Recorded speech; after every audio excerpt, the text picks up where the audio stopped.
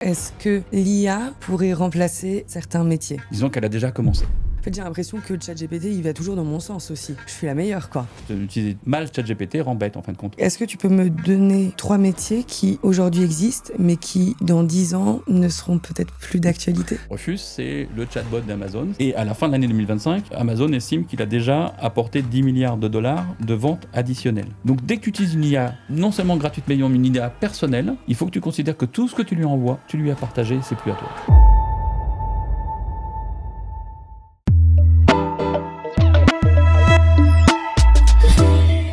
Bonjour Cyril, merci d'être là pour ce premier épisode sur la chaîne YouTube de Inatech. Bonjour Daphné, enchanté. Enchantée. Je suis ravie de t'avoir à mes côtés.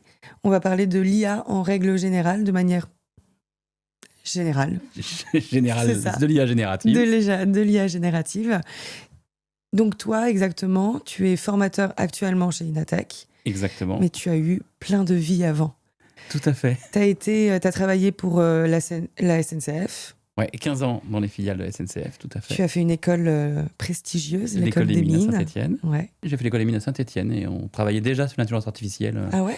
Il y a bien longtemps, Ok. quand même. Et ouais, j'ai eu de la chance quand j'avais 22 ans à peu près, de déjà commencer à travailler sur l'intelligence artificielle. Mais comment ça? Il y a un moment, il y avait déjà l'intelligence artificielle?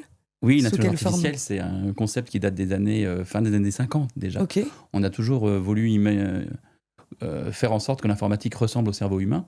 Donc ça faisait très longtemps qu'on travaillait l'intelligence artificielle. Elle a connu plein d'étapes jusqu'à l'arrivée de ChatGPT et de toute l'IA générative dont on va surtout parler et qui, elle, est arrivée depuis les années 2020-2022. Et c'est à partir de 2020 que, du coup, tu as commencé à vraiment créer ton entreprise qui s'appelle Alchimia. Ouais, Alchimia, les alchimistes de l'IA. Ouais, c'était dans les années 2018 où on travaillait beaucoup sur la data, l'IA, et je m'intéressais beaucoup à la vision artificielle, comment des caméras arrivent à reconnaître des gens. Donc je travaillais avec beaucoup de startups que j'avais accompagnées un peu plus tôt dans ma carrière à la SNCF. Et donc j'étais indépendant, et depuis 2022, avec l'arrivée de ChatGPT et des différentes IA, là on observe une transformation qui est assez incroyable. Et ce qui fait que je me suis complètement focusé sur cette activité-là. Oui, du coup, aujourd'hui, tu es formateur dans plusieurs écoles aussi. Exactement, Ouais. ouais, j'ai voulu regarder comment la génération, cette jeune génération, qui, comme moi, quand j'étais jeune, j'ai appris avec le digital, Internet, c'était la naissance d'Internet. Là, comment avec ChatGPT et compagnie, comment on apprend, comment on travaille différemment. Et donc, ça fait 3 ans où je fais que de la formation pour voir justement comment on l'utilise et pour maintenant commencer à en faire aussi une offre de formation aux entreprises que l'on fait avec Inatech. Oui, parce que tu as aussi beaucoup travaillé avec des entreprises. Tu les as aidés à voir comment travailler avec l'IA et à intégrer l'IA dans les entreprises, quoi. Oui, et puis certaines, c'était des entreprises qui développaient de l'IA, voilà, donc celles qui créaient la technologie, qu'on diffusait, et puis certaines qui étaient dans l'usage de l'IA. Mais très clairement, depuis 2022-2023, et là on est maintenant avec une année 2025 qui a été extraordinaire d'un point de vue des avancées des IA génératives, on est vraiment sur un impact très important sur l'apprentissage, mais aussi sur le poste de travail, sur la productivité et sur énormément de chaînes de valeur qui sont déstabilisées par l'IA. Oui, parce que moi j'ai une question et je pense que beaucoup de personnes se posent cette question. Est-ce que l'IA pourrait remplacer certains métiers? Disons qu'elle a déjà commencé. Ouais. Elle a déjà commencé, elle a touché déjà pas mal de postes. Typiquement, il y a des grands acteurs du logiciel qui ont annoncé que maintenant leur chatbot en IA pouvait faire la moitié du service client. Donc on divisait par 2 leur service client. Des entreprises comme TikTok ont déjà supprimé les modérateurs par des IA. Donc en effet, les IA ont commencé à toucher le monde du cinéma aussi. On a pas mal de propos sur les doublures voix qui sont parfois remplacées par des IA qui ont appris à parler comme les acteurs. Donc ça bouscule le sujet. Donc il y a des métiers qui vont disparaître, mais surtout beaucoup de métiers qui vont être chamboulés. Voilà, et c'est Mais ça tout d'autres qui l'enjeu. vont apparaître aussi, du coup, forcément. Et voilà, et comme toute destruction créatrice, eh bien, elle a le pendant, je détruis et je crée avec des nouveaux métiers. C'est tout l'enjeu des écoles comme la nôtre, de pouvoir former à ces nouveaux métiers ou ces nouvelles façons de faire son métier. Des fois, on va pouvoir en parler, qui va permettre d'être peut-être plus puissant, plus créatif, plus productif, plus efficace. Et c'est ça qu'il faut maintenant accompagner dans nos entreprises. Oui, c'est ça, il faut plutôt voir l'IA comme une aide plutôt qu'un remplacement. Si on l'utilise bien, c'est une aide. Ouais. Si on ne fait pas attention, ça sera un remplacement. Donc, est-ce que tu peux me donner 3 métiers qui aujourd'hui existent, mais qui, dans 10 ans, ne seront peut-être plus d'actualité? Dans 10 ans.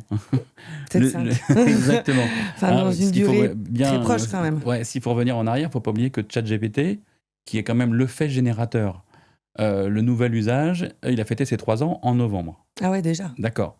Ouais. Donc, quel sera le monde dans 3 ans ou dans 5 ans? Ça veut dire qu'il faut se dire qu'est-ce qu'il y avait dans 5 ans? Il n'y avait pas encore ChatGPT. Ouais, ça va très vite finalement. Donc, ça va super vite, qui est un vrai sujet. Donc, il y a plein de métiers qui sont chamboulés. Ceux qui vont être fortement touchés, c'est tous les métiers qui ont besoin d'analyser de la donnée. Ça va être par exemple l'analyse des radios, l'analyse d'échographie dans la médecine, l'analyse d'un bilan comptable, de chiffres. Tous ces métiers-là, qui sont donc avec beaucoup d'informatique, avec beaucoup de data, naturellement, les IA, elles sont super fortes pour analyser et pouvoir dire, quand j'observe ce type d'information, donc un grain de peau sur une image médicale, par exemple, sur un scanner, sur une tendance d'évolution des ventes dans des datas, elles sont réellement très très fortes pour prédire et identifier que par rapport à leur modèle, je sais que lorsqu'on observe ça dans les données, sur les images, sur les photos, les vidéos, alors probablement on peut diagnostiquer telle chose. Donc tous les métiers qui sont dans l'analyse de diagnostic, que ce soit de la santé, de la finance, du marketing, la prévision des ventes, ceux-là vont être fortement touchés. Parce que les IA vont prédire. Et donc on voit déjà aujourd'hui que dans beaucoup de cabinets médicaux, le médecin reçoit déjà des rapports, des pré-analyses faites par des IA spécifiques, qui sont des versions professionnelles, super optimisées, faites par Google, par Microsoft, par OpenAI, dans ce domaine-là.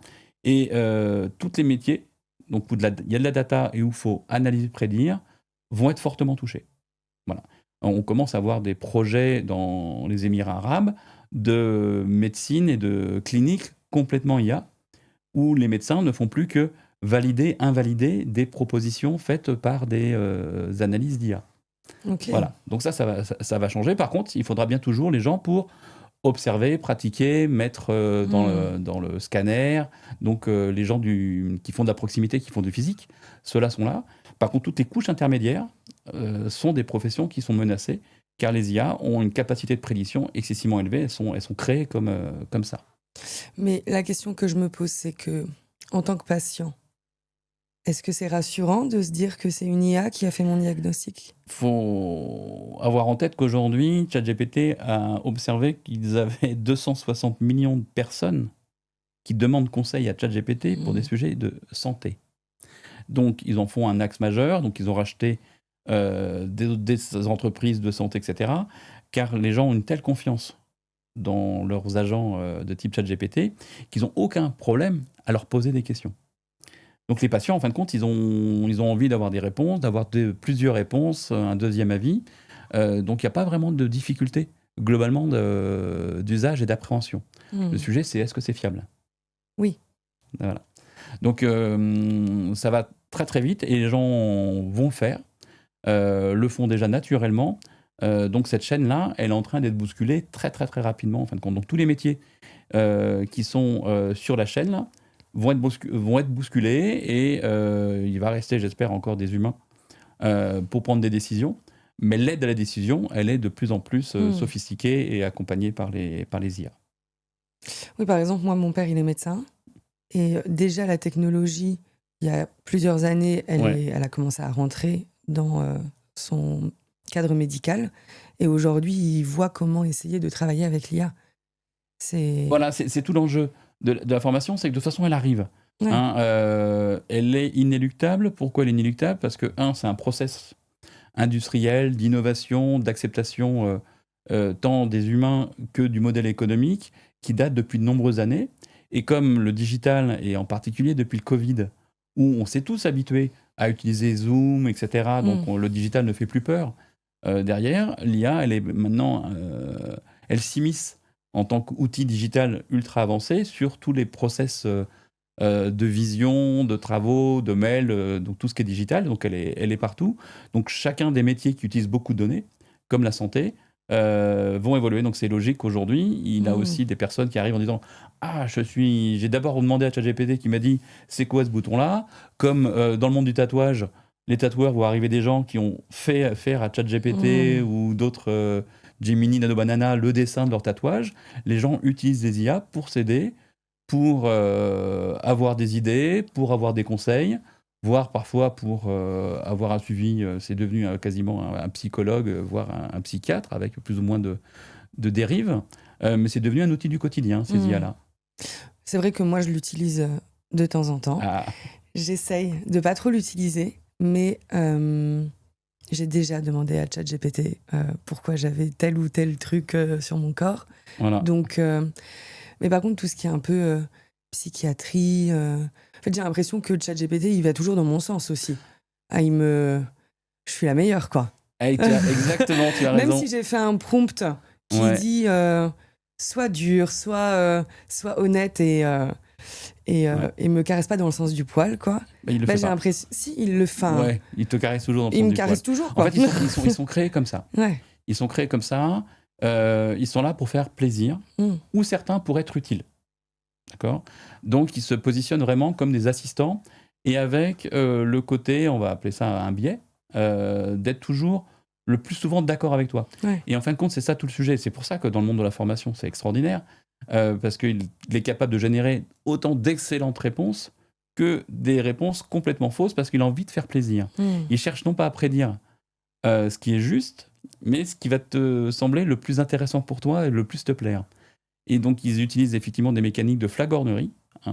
C'est quoi exactement, flagornerie ? Dès que tu vas dire « Qu'est-ce que tu penses de ma photo, de mon dessin, de mon travail ?» Naturellement, il va être positif, il va te flatter. « Oh, super, moi je fais de la photo aussi. » Au tout début, c'était ça. Je mettais une photo, je me disais « Oh, elle est très belle cette photo, c'est magnifique. » Et en fin de compte, il mentait parce qu'à l'époque, il ne savait même pas lire les photos. Donc, ils ont une tendance à être un peu mythomane. À faire plaisir, à être un peu mythomane, exactement. Et donc, il faut les éduquer. Et par tes prompts, plus tu vas lui demander d'être critique et d'arrêter d'être toujours d'accord avec toi, mais de dire, mais tiens, est-ce que le texte que j'ai fait, le résumé, l'analyse que j'ai faite d'un benchmark ou je sais pas quoi pour n'importe quel cours de marketing, ou de commerce ou de finance, donne-moi plutôt un avis d'un professeur et dis-moi ce qui est pas bon pour que je puisse corriger. Ouais, donc finalement, c'est à nous d'éduquer l'IA quand même, malgré tout. C'est pas l'IA qui se forme non plus toute seule, quoi. Si, elle se forme toute seule, mais elle va se former dans le sens auquel tu as pris l'habitude. Ouais, okay. Et donc, elle va peut-être non pas te former, mais te déformer ou t'emmener dans tes travers. On le voit déjà avec TikTok. TikTok, c'est bourré d'IA.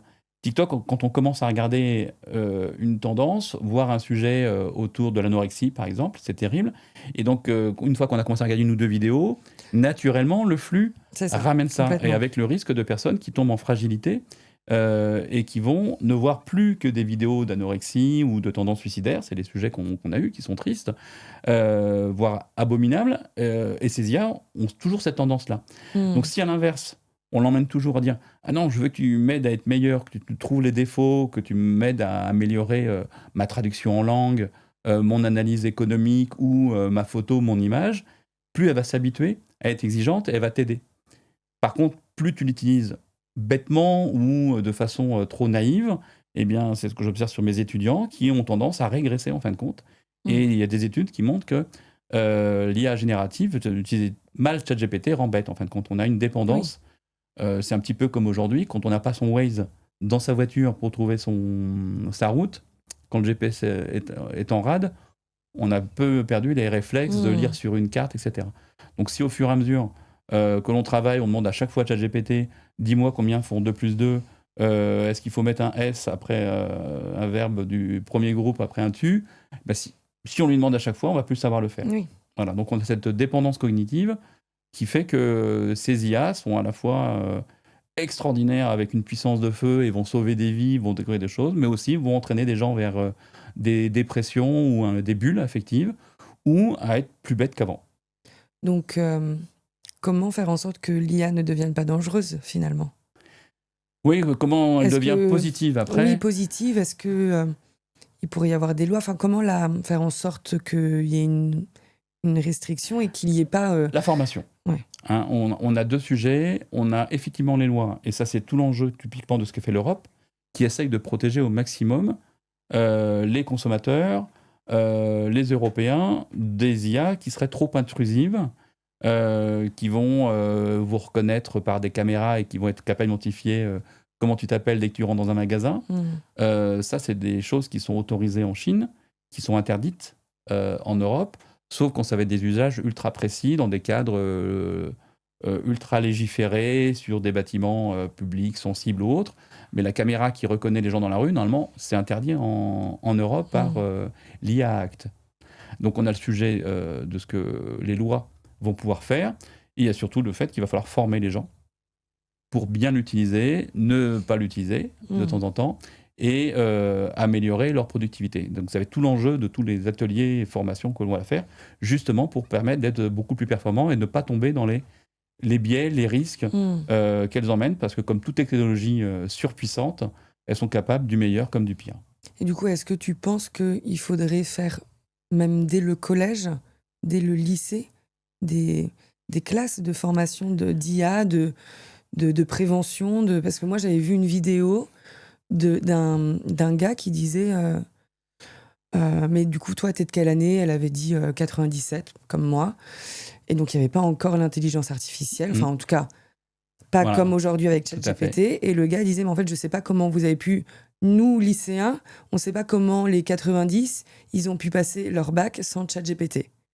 Et j'étais un peu en mode bah oui, on avait quand même Internet, on utilisait Wikipédia, les blogs, on avait l'utilisation d'Internet, mais de se dire comment vous pouvez réussir à passer le bac sans ChatGPT, je trouvais ça lunaire un peu, parce que aujourd'hui ils sont vachement dépendants de ça. Exactement. Donc est-ce que avoir des cours dès le plus tôt possible pour pas tomber dans ce truc de ChatGPT il fait tout pour nous, quoi. Voilà, c'est souvent l'interdit qui serait un peu une posture, comme on a aujourd'hui, il faut interdire les réseaux sociaux des 15 ans. Le problème, quand on interdit, on va fuiter. Donc, effectivement, si je dis au collège, on n'utilise pas les IA comme ChatGPT pour faire ses devoirs, oui, dans l'enceinte du collège, sauf que dès que les étudiants, les collégiens vont rentrer à la maison, il y en a toujours un ou deux qui va réussir à avoir une tablette, un téléphone, et il va l'utiliser. Bien ou pas bien.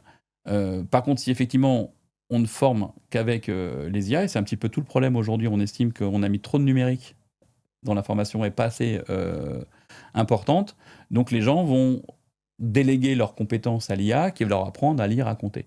Donc là, il y a un équilibre à trouver, qu'on retrouve de façon un peu plus performante, j'ai l'impression, en Corée, au Japon, où on conserve une éducation ultra traditionnelle, on va dire à 80% du temps, donc sans IA, sans technologie, et 20% où on a des exercices pédagogiques sur le digital, sur le numérique, sur l'IA, de façon ultra encadrée, avec des enseignants formés justement aux biais, aux dérives, en disant mais de toute façon il faut qu'on leur montre, parce que de toute façon ils ne vont pas y échapper, mais il faut qu'on le montre bien, mais par contre ils ne pourront utiliser correctement les IA s'ils savent toujours déjà lire, écrire, compter, calculer d'eux-mêmes. Donc ça va être tout l'enjeu.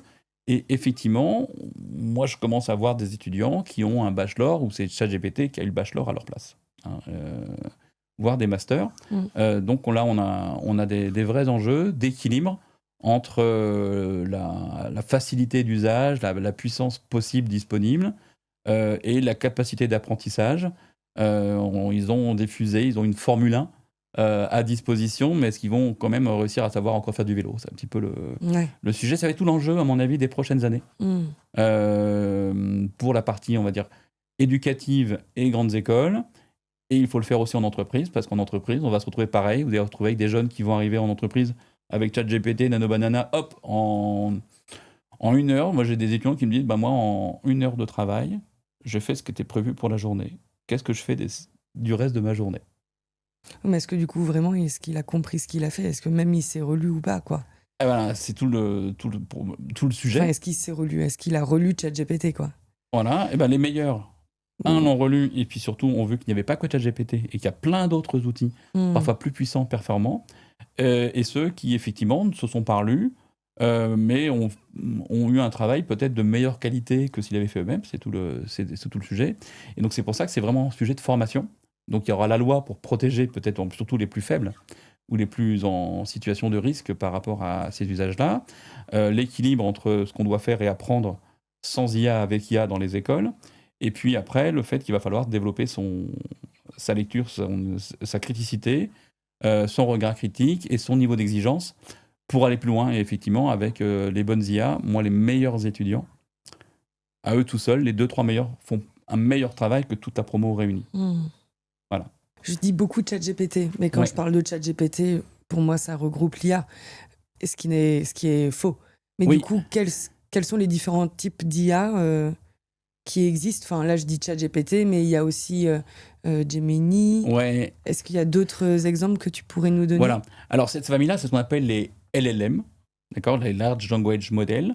Et ChatGPT est devenu le frigidaire. D'accord, c'est un peu le mot passe-partout. Donc, c'est terrible parce qu'on le banalise. Donc, ça renforce cette marque-là.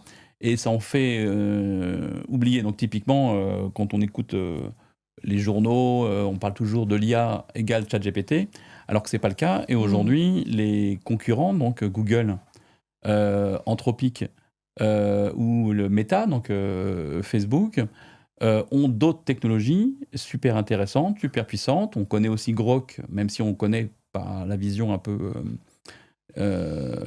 pas éthique d'usage, mais on est sur des outils très très puissants, qui fait que ChatGPT, sur le marché, il est en forte compétition et sa part de marché a baissé. Et entre autres parce que Google a intégré avec Gemini une IA complètement intégrée au poste de travail.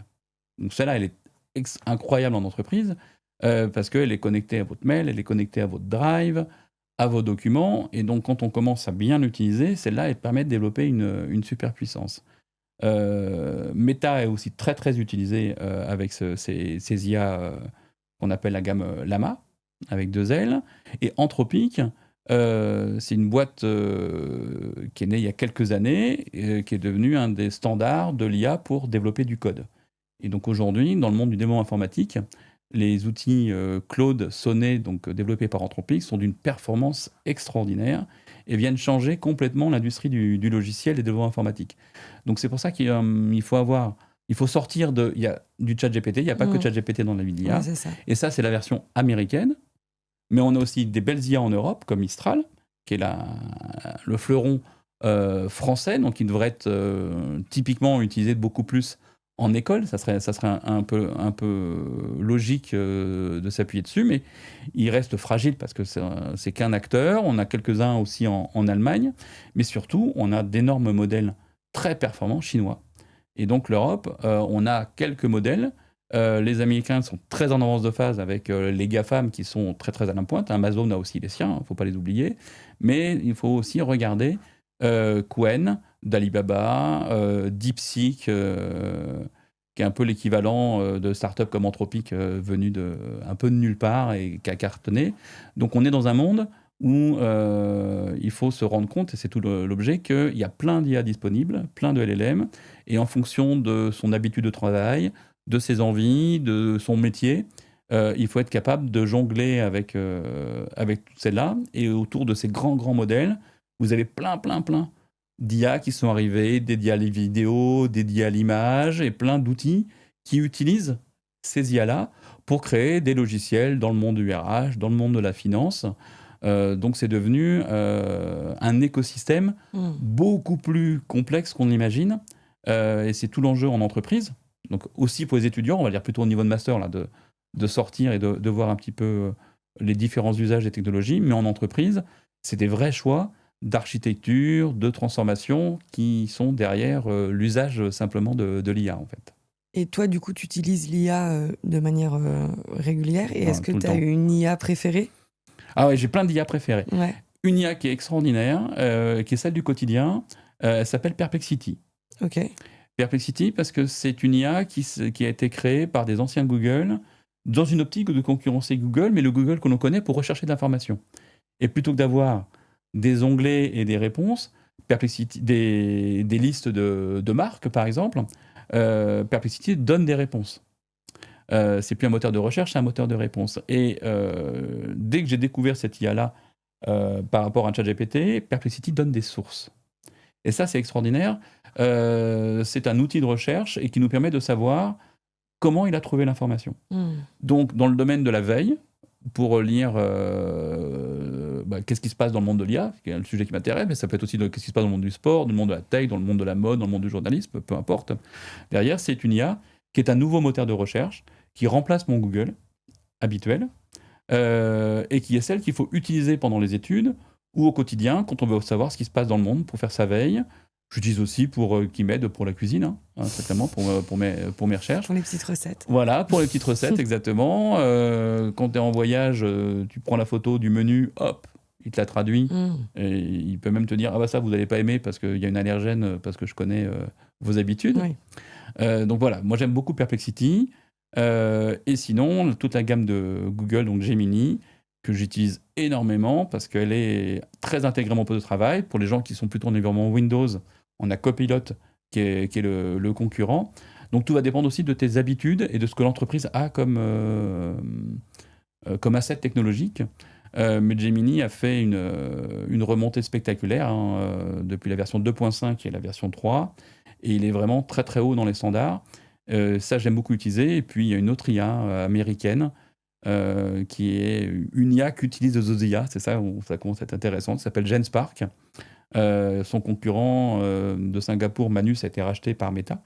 Et ce sont des nouveaux outils de travail où ce sont une IA qui va commander les autres IA pour aider à faire les diapos, les slides, à faire des fichiers Excel, à faire des agents. Et donc aujourd'hui, moi, je crée mes agents et pour mes étudiants, je leur mets à disposition des agents qui vont les aider pour guider, pour faire un mémoire, par exemple. Donc tu crées une IA ? Je ne crée pas une IA, je crée des agents. Les agents, c'est une IA qui va faire. Le prompt, c'est une IA qui parle, quelque part. L'agent, c'est les IA qui vont agir. D'accord ? Donc typiquement, je mets mon projet en disant je voudrais travailler sur la rénovation de mon site internet ou réfléchir à une nouvelle fonction, etc. Aide-moi. Et donc moi, je fais des agents dans lesquels je mets de la méthode. Voilà, j'y mets un peu de mon savoir, ce qui fait qu'il va faire, il va réagir comme moi je lui ai demandé. Alors que si c'est une IA traditionnelle, je ne peux pas savoir ce qu'elle va répondre. J'en ai fait une pour aider aussi mes jeunes photographes. Ils analysent une photo et l'IA va aider à décrypter, va donner des avis et va dire tiens, tu devrais regarder les travaux de tel photographe, etc. pour t'inspirer. Et puis d'ailleurs, je vois qu'il y a une exposition sur Douaneau qui aura lieu, donc je te propose d'y aller. Voilà. Et donc ça, c'est des nouveaux formats. Et ça, c'est un petit peu la suite de ce qui va arriver. On parle de l'agentification. C'est vraiment le déploiement, non pas d'IA qui vous fait juste des prompts, mais d'agents qui vont agir et qui vont aller demain jusqu'à faire tes courses pour toi. Réserver des restaurants, t'aider à préparer ton voyage et une fois que tu dis ah tiens je pars au Maroc, ok ben il y a un vol, dès que le vol atteint un prix de moins de 100 € derrière, je vais l'acheter pour toi. Ça c'est le futur qui est en train de démarrer aux États-Unis, c'est déjà actif en Chine. Pour l'instant l'Europe on est protégé par les lois. Mais voilà, donc ça à suivre. Mais ça voilà, c'est la partie des agents. Mais ça va arriver très vite. Mais ça arrive très vite parce que quand tu disais tout à l'heure que ChatGPT c'était il y a 3 ans. Ouais. Enfin, j'ai l'impression que c'était hier et enfin. Ouais.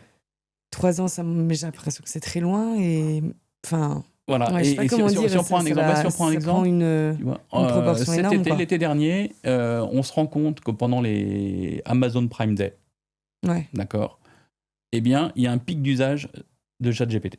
Ah ouais. Et en fait, les gens utilisent ChatGPT pour préparer ce qu'ils vont acheter. Ah, je vais chercher un appareil photo. Qu'est-ce qu'il y a comme type de fringue ? Est-ce que voilà, ou la tech. Et en fin de compte, Amazon se rend compte que c'est ChatGPT qui aide les gens à utiliser et à préparer leurs achats. Donc, il réplique très vite et il lance Rufus. Rufus, c'est le chatbot d'Amazon. C'est celui maintenant qui aide à acheter sur Amazon. Rufus est lancé donc à l'automne. Et à la fin de l'année 2025, Amazon estime qu'il a déjà apporté 10 milliards de dollars de ventes additionnelles. Grâce à leur chatbot. Pourquoi ? Parce que, effectivement, comme il apporte tout de suite la bonne réponse, les gens achètent plus vite. On passe moins de temps à chercher en disant « Ah, sur quel site je vais trouver le meilleur téléviseur, etc. » Boum, il va beaucoup plus vite pour vous le proposer et on achète directement. Et donc, en quelques mois, ces grosses entreprises sont d'une agilité extraordinaire parce qu'ils utilisent eux-mêmes leurs propres IA et ils développent des agents et qui demain va permettre d'automatiser les achats. Donc aujourd'hui, vous avez déjà des imprimantes qui sont capables de savoir à quel moment elles vont commander de l'encre. Ah ouais. Automatique. Donc ça arrive et effectivement, la puissance, et c'est un petit peu l'un des sujets, c'est comment on fait pour savoir sur quoi travailler, tellement elles vont vite. Et ce qu'on a aujourd'hui, il y a donc la puissance anthropique, Gemini, OpenAI, n'était pas du tout la même il y a 1 an, pas du tout la même il y a 2 ans, elle n'existait pas il y a 3 ans. Donc où est-ce que ça sera dans 2 ou 3 ans C'est un petit peu tout l'enjeu de suivre tout ça. Aujourd'hui, moi, j'utilise pas ChatGPT version payante. J'ai pas envie de donner de l'argent. Ça coûte combien, en fait? Je sais même pas combien ça coûte une IA. Ouais. Alors, là, on va tomber dans le modèle économique des IA. D'accord, donc c'est des vrais business. Il y a beaucoup d'investissements. Donc aujourd'hui, on va considérer qu'il y a des risques parce qu'ils lèvent beaucoup d'argent et ils rentabilisent en ayant des abonnements payants pour que les gens puissent aller plus loin. Donc typiquement, comme tu utilises toi ChatGPT en gratuit, au bout de 4 ou 5 prompts, c'est fini. Il s'arrête en disant « sors ta carte bleue ». Ça a plein d'effets pervers. Ça a plein d'effets pervers parce que quand on utilise ça pour travailler ou pour faire ses études, ça veut dire qu'on n'arrive pas au bout du travail. Parce que le travail, il n'est jamais bon au premier prompt, sauf exception. Ou du moins, la première réponse, elle n'est pas suffisante ou elle ne peut pas permettre de faire un travail de qualité vu que tout le monde a la même réponse. Donc, il faut prompter plusieurs fois. Et donc, effectivement, quand tu as une IA gratuite, tu vas être limité parce que l'éditeur a estimé, lui, comme le nombre de prompts pour te faire déclencher le fait que tu vas acheter. Donc ça, c'est un effet pervers de ces IA-là. Ce qui fait que tu as aussi beaucoup d'IA gratuites ou mises à disposition sur un format pro, mais gratuites pour les étudiants. Et donc Google, par exemple, a permis aux étudiants d'avoir, une fois qu'on a une CVEC, son IA avec la version professionnelle gratuite pendant ses études. Perplexity est aussi offert par pas mal de partenaires, donc il y a des opérateurs téléphoniques qui offrent à leurs abonnés Perplexity Pro. Et si on veut vraiment travailler avec l'IA, il faut avoir une version professionnelle. Par contre, elle n'est pas toujours payante, dans le sens où on a des sujets. Et puis dans l'entreprise, il faut qu'ils prennent des versions entreprises. Mais très clairement, c'est vraiment le danger, et c'est là où ChatGPT a un côté très dangereux, parce que comme les gens n'ont pas les moyens ou ne veulent pas payer, eh bien on va se contenter des réponses, de l'image qui est faite, donc on ne peut pas aller au bout de la qualité du travail. Et ça, c'est vraiment le sujet. Donc moi, soit je trouve des promotions pour mes étudiants, soit on leur avertit « Ah, dépêchez-vous, vous avez 2 mois pour vous inscrire ». Et les éditeurs, et en particulier, si on regarde Google, qui est très très habitué, il a plein de programmes de diffusion de sa technologie dans les associations, dans le monde éducatif. Microsoft aussi est très très fort pour ça. Il faut creuser un petit peu pour aller chercher des solutions professionnelles, même pas chères. D'accord ? Mais par contre, beaucoup d'IA gratuites sont très péjorantes au final dans l'usage. Et après, il y a d'autres moyens un petit peu plus aigus. C'est ce qu'on fait, c'est qu'on va aller chercher des plateformes un peu plus avancées, mises à disposition par les grands éditeurs, qui sont des éditions un petit peu professionnelles pour les développeurs ou pour certaines catégories, parce que ça permet de tester et de faire évaluer. Donc celles-là, elles sont parfois plus difficiles d'accès au démarrage, mais par contre, elles sont surpuissantes. Donc par exemple, il y a un studio AI de Google AI Studio, qui est gratuit et qui permet de créer des applications sans aucune limite de prompt. Et donc avec ça, les étudiants se rendent compte, même en bachelor, je peux faire mon app tout seul, je peux faire mon site. Donc j'ai fait des étudiants qui sont dans le monde du sport, on a créé la page de la fan zone, on a créé des petites applications. Et donc il faut naviguer dans cette jungle. Voilà. Donc ChatGPT, c'est un peu un arbre qui cache toute la forêt de ce qui est disponible. Et il faut se projeter comme on choisit aussi sa machine. Est-ce que je prends un Mac? Est-ce que je prends un PC? Est-ce que je prends un Android ou un iPhone? Eh bien, on va faire pareil. Il va falloir choisir son outil. Et soit on achète, soit on trouve des solutions, ou on trouve des bons plans pour y arriver. Mais ça rentre maintenant partie des assets digitaux. Et tout l'enjeu des entreprises, il va falloir qu'elles commencent à regarder ça de façon attentive. Et du coup, il y a des promotions pour les entreprises, quoi, finalement. Alors, il y a mieux que ça, c'est qu'il y a des offres dédiées aux entreprises, et c'est les offres qu'il va falloir que les entreprises utilisent pour protéger leurs données. Parce que là, on a une pratique des éditeurs d'IA qui est quand même à surveiller. C'est que même les versions payantes très chères de ChatGPT, elles sont surpuissantes en fonctionnalité. Là, tu peux faire plus d'images, plus de vidéos, plus de sujets, mais elles ne protègent absolument pas tes données. Seules les versions dites entreprises de Gemini, de ChatGPT protègent tes données. Ça veut dire que tes données ne sont pas utilisées pour entraîner leur moteur. Donc, dès que tu utilises une IA, non seulement gratuite, mais une IA personnelle, il faut que tu considères que tout ce que tu lui envoies, tu lui as partagé, c'est plus à toi. Donc quand je vois effectivement des étudiants qui sont en entreprise, parfois dans des services comme la police ou la gendarmerie, qui ont un accès à ChatGPT étudiant et qui envoient des documents avec des données nominatives, eh bien on est en train de créer une entorse complète, une violation au RGPD, et on donne des données nominatives aux IA. Donc typiquement, ils se sont rendus compte aussi pour des données de santé, pour entraîner, ils ont retrouvé des données nominatives de patients, peut-être pas français ni européens, parce que ces IA-là, à partir du moment où on les utilise et qu'on n'est pas dans une configuration dite d'entreprise, le deal qu'on a avec eux, c'est gratuit ou pas cher, mais par contre, tout ce que je vous envoie vous permet d'apprendre. Et comme dans toute la chaîne d'apprentissage des IA, il y a aussi des vérifications par des humains, à un moment donné, ça veut dire que des humains peuvent accéder aux données que vous avez envoyées. Donc typiquement, des PV d'audition de la police, des relevés médicaux qui peuvent être lus parce qu'on a utilisé des versions qui sont pas protégées, même payantes, mais pas entreprises. Et les IA chinoises, eh bien, il faut considérer que dès qu'on utilise une IA chinoise et qu'on voit des documents, il faut considérer que n'importe qui bien placé en Chine peut y avoir accès. Donc, c'est-à-dire que moi, même si je veux utiliser ChatGPT ou une IA pour mes raisons personnelles, si je veux être sûr qu'aucune de mes données ne soit lue ou utilisée, je dois quand même prendre un forfait ou alors, entreprise. Il faut que tu creuses un petit peu pour aller décocher quelque part un onglet où tu dis tu ne veux pas le faire. Oui, donc, mais c'est écrit en tout petit, tout en bas. En tout petit, tu ne sais pas où est-ce que c'est. C'est exactement comme Facebook qui dit si vous ne voulez pas que je lise vos données, pensez à décocher.